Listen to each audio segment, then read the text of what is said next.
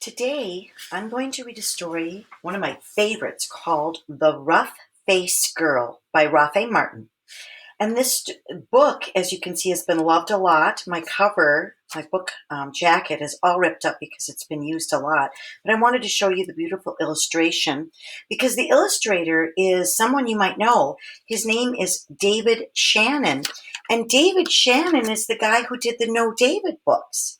So he illustrated this book that Ralph Martin wrote, The Rough-Faced Girl.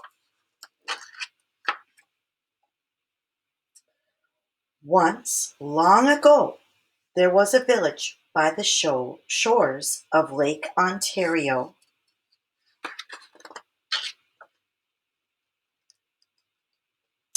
Off from the other wigwams of this village stood one great huge wigwam.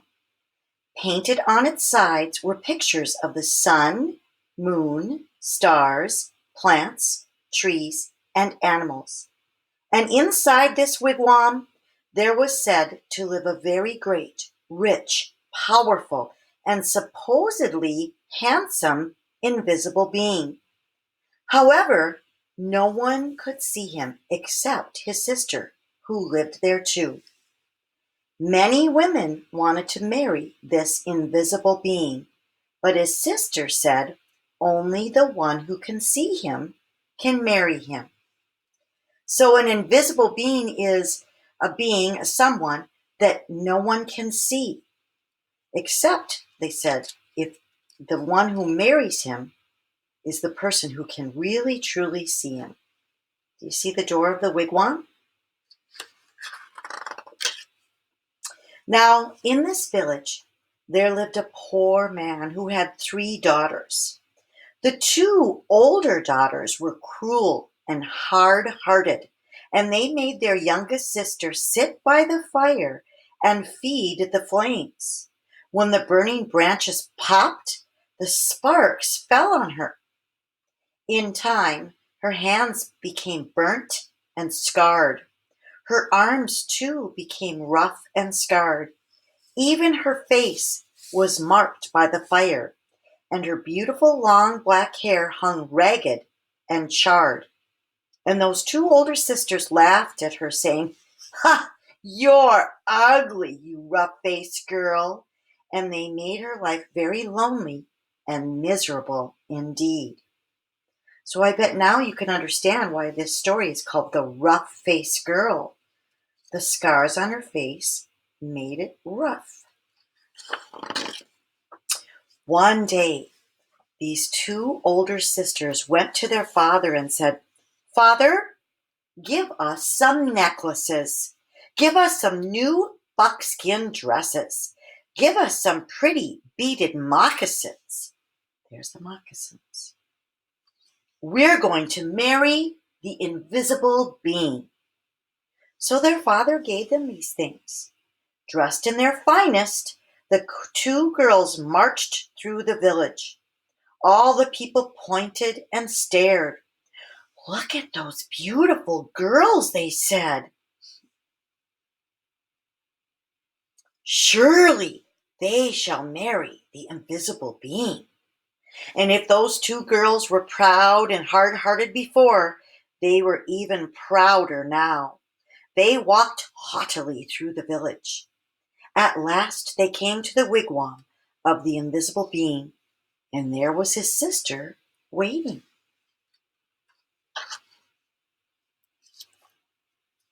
"Why have you come?" she asked. "We want to marry the invisible being," they answered. "That's why we're here." "If you want to marry my brother," she replied, "you have to have seen him. Tell me, have you seen the invisible being?" "Of course we've seen him," they insisted. "Can't you see how pretty we are? Can't you see the beautiful clothes we wear? Oh, yes, anyone can tell that we've truly seen the invisible being." "All right," she said quietly. "If you think you've seen him, then tell me." "What's his bow made of?" And suddenly her voice was swift as lightning and strong as thunder. His bow, they stammered in surprise. His bow, we know. But turning desperately to one another, they whispered, "What shall we say?" "Let's say it's the oak tree." So they said, "It's the great oak tree." "No," said the sister of the invisible being. "No." Oh, she saw at once how they lied. "Tell me," she continued, "if you think you've seen my brother, the invisible being, then what's the runner of his sled made of?" We know, cried those two sisters, but whispering feverishly again, they wondered, "What shall we say? What shall we say?" "Let's say it's the green willow branch." "No," said the sister when she heard. "No, you have not seen my brother. Now go home." "Just test us fairly," they exclaimed. "We've seen him. Just don't ask us all these silly questions." "All right," said the sister of the invisible being. "Come with me." And she took them back to the great wigwam and sat them in the seats furthest from the entrance, the guests' seats. Soon they heard footsteps coming along the path. Then something stepped inside. Though they heard breathing, the two sisters still couldn't see a thing. Suddenly, a great bow and a beaded quiver of arrows appeared in the air and were set down. But though those two girls sat there, their eyes wide all through that night, they never saw a thing more. And in the morning, they had to go home ashamed.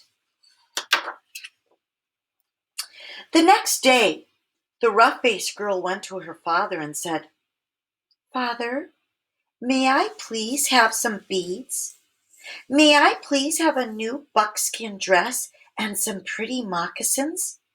I am going to marry the invisible being, for wherever I look, I see his face." But her father sighed. "Daughter," he said, "I'm sorry. I have no beads left for you, only some little broken seashells. I have no buckskin dress, and as for moccasins, all I have left are my old, worn, cracked, and stretched out pair from last year, and they're much too big." But she said, "Whatever you can spare, I can use." So he gave her these things. Did you notice how differently she asked her father for things than her two sisters? Then she found dried reeds, and taking the little broken shells, she strung a necklace. She stripped birch bark from the dead trees and made a cap, a dress, and leggings. Then, with a sharp piece of bone, she carved in the bark pictures of the sun, moon, stars, plants, trees, and animals. Do you remember where you've seen those pictures before, friends? She went down to the lake shore and soaked the moccasins in the water until they grew soft. Then she molded them to her feet, but they were still too big, and they flapped like ducks' feet as she walked. Then all of the people came out of their wigwams. They pointed and stared. "Look at that ugly girl," they laughed. "Look at her strange clothes. Hey, go home, you ugly girl. You'll never marry the invisible being." But the rough-faced girl had faith in herself, and she had courage. She didn't turn back. She just kept walking right through the village. As she walked on, she saw the great beauty of the earth and skies spreading before her. And truly, she alone of all in that village saw in these things the sweet, yet awesome face of the invisible being. So take a moment, friends. Can you see the face of the invisible being? Do you notice the clouds, the rainbow, the bird, and the treetop? There's the face. Isn't that beautiful? At last, she came to the lake shore just as the sun was sinking behind the hills, and the many stars came glittering out like a fiery veil in the darkening sky overhead. And there, standing by the water's edge, was the sister of the invisible being waiting. Now, the sister of the invisible being was a wise woman. When she looked at you, she didn't see just your face or your hair or clothes. No. When she looked at you, she would look you right in the eyes, and she could see all the way down to your heart.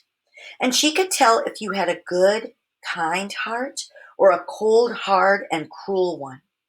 And when she looked at the rough-faced girl, she saw at once that though her skin was scarred, her hair burnt, her clothes strange, she had a beautiful, kind heart. And so she welcomed her dearly, saying, "Ah, my sister, why have you come?" And the rough-faced girl replied, "I have come to marry the invisible being." "Ah," said the sister very gently now, "if you want to marry him, you have to have seen him. Tell me, have you seen my brother, the invisible being?" And the rough-faced girl said, "Yes." "All right then," said the sister. "If you have seen him, tell me, what's his bow made of?" And the rough-faced girl said, "His bow? Why, it is the great curve of the rainbow."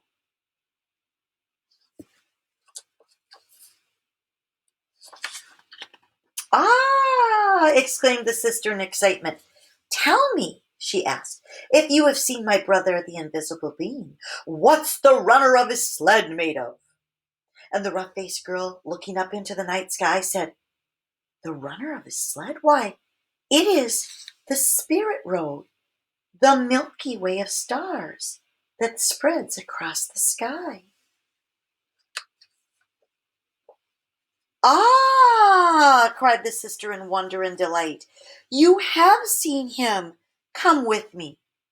And taking the rough-faced girl by the hand, she led her back to the great wigwam and sat her in the seat next to the entrance, the wife's seat.